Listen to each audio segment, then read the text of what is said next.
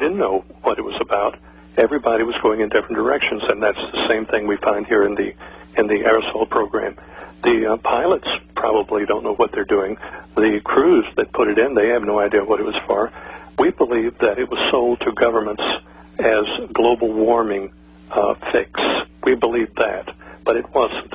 Here's what it was about. It was about a sub-program, making a sub-program in a Navy program called the Variable Terrain Radio Parabolic Equation, VTRPE, Function over Land Terrain. That's what it's about. That is what it's about. You've heard all kinds of explanations for 7 or 8 years, but it's for the VTRPE. And it's part of the Radio Frequency Mission Planner. It's a system. It's a computer system, RFMP, Radio Frequency Mission Planner, and the VTRPE programs are a sub-program within that system. And it was first put on the Enterprise and aircraft carriers for battlefield imaging. The system would not work over land terrain adequately, or accurately rather, without creating a ducting of radio waves over land terrain, and they use the mixture of barium salt to do that. And that enables the whole system to function. It is the system that the United States uses in Afghanistan and Iraq, and probably will use in Iran and some of the other applications. And that's what it's about. It's about the VTRPE. I see we're running out of time, and there's several things that I've just got to mention to you. Now, within the Navy program, we see DARPA, Defense Advanced Research Projects Agency, and they're into biologicals, and that's where Clifford shines. He has identified many, many very harmful biologicals coming out of the aerosols. And, of course, you're speaking of Clifford Carnicom, just Clifford so people Carnicom, yes. are aware. And that's carnicom.com. That's CARNICOM.com. We have the greatest admiration for Clifford, and we have admiration for Scott, the weatherman, too. Scott Stevens, he's a man of conviction. We admire him for that. Yes. So DARPA is involved, and DARPA is involved in spraying cities. We caught them spraying Asheville, North Carolina several years ago with a substance called BCTP, developed under one of their contracts at the University of Michigan, and it's an anti-anthrax. So that was one of the first that we saw coming out of the aircraft. They brought them in and sprayed the city. Strange, Art Bell's mother lived in Asheville, North Carolina, and he talked about it on the air, although he didn't fully understand it. Now, here's the killer. Here's the big one. Recently, we've come upon another danger in the atmosphere over America. It has nothing to do necessarily with the Navy VTRPE or the aerosoling. It is an attack on North American weather. The weather is being manipulated from outside of the country. The hurricane that slammed into New Orleans was guided in there. So was the Hurricane Rita and Gaston and some of the others. We believe that the Russian systems that have been developed since the late 50s, early 60s in Russia is the ultimate weapon, and we have no defenses against it. It's called scalar. That's a modern name for the systems, scalar weapons. There are 3 divisions of scalar coming against America. One is called energetics, and one is called bioenergetics, and one is called psychoenergetics.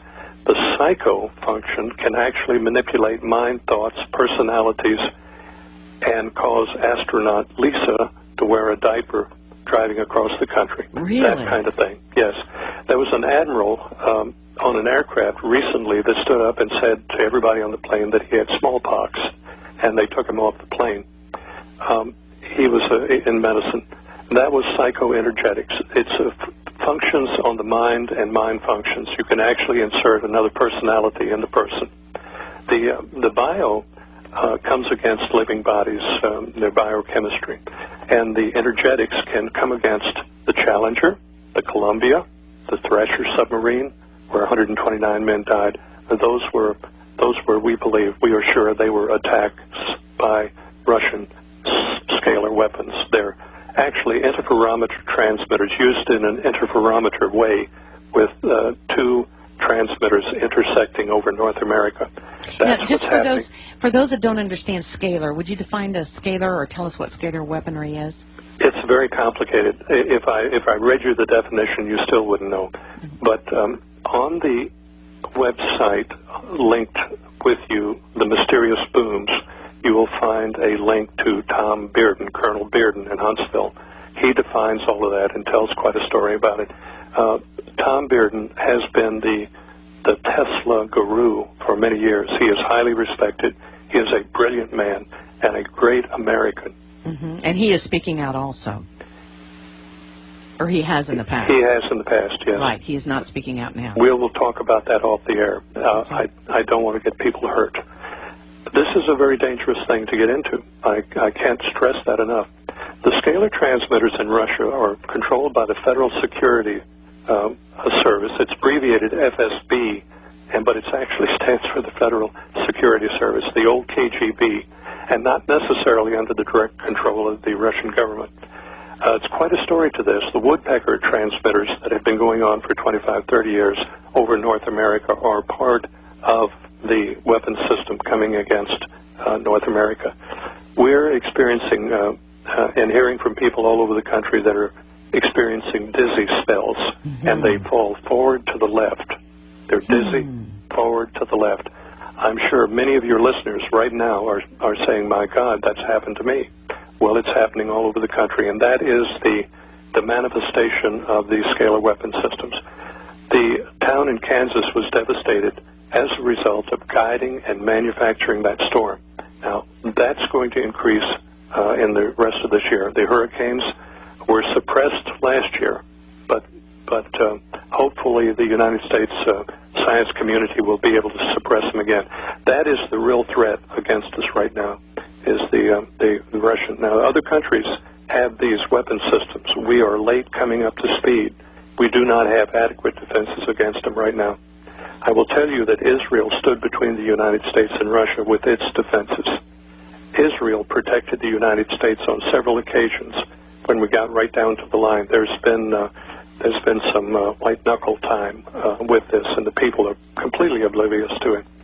But again, we are sure that the Challenger was taken down, and other aircraft, other commercial aircraft on the West Coast. Alaskan Airlines has been having a lot of trouble running into these scalar fields, but nobody knows about it.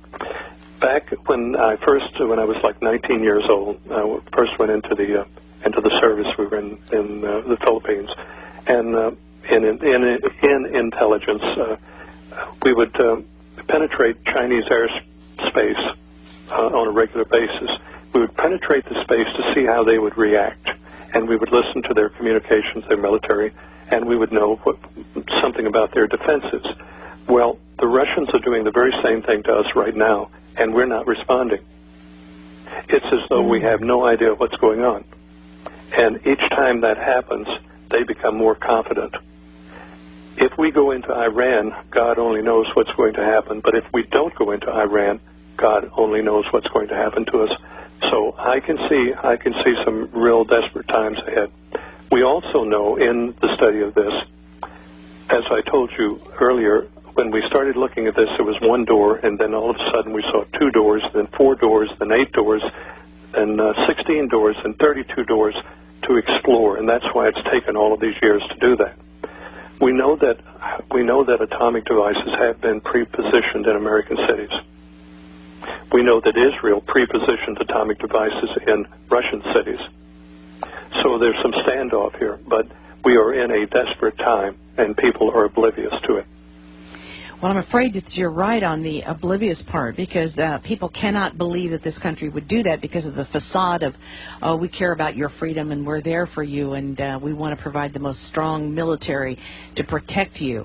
And they hate freedom, and that's why they're after us, and all these phony things that we have been fed. But, you know, there was a paper that was done, and I really appreciate receiving this. It was a thesis by Matthew Doggett that, as I understand, is not on the Internet, about the documentation behind what you're talking about here with respect to this project. And I just want to say, ladies and gentlemen, it's called an Atmospheric Sensitivity and Validation Study of the Variable Terrain Radio Parabolic Equation Model, or the VTRPE, as A.C. Griffith was just discussing. Now, can you just help us understand